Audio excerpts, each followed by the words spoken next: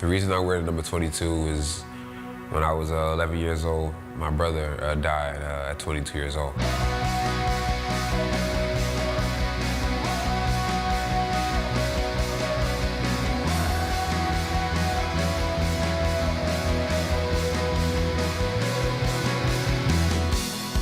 It was really hard for me to do anything, having an older brother, you kind of want to follow his footsteps. I remember when I was young, I got in trouble for wearing his clothes to school. I didn't wear his clothes to school because I didn't have clothes. I wore it because, I wanted to be exactly like him.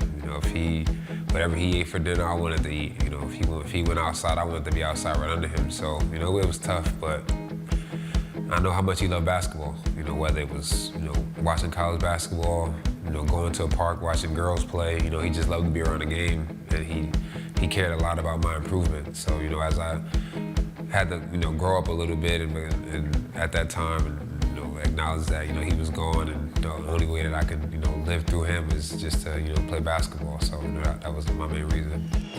If I played anywhere, I had to have that number, or I really didn't have interest in playing.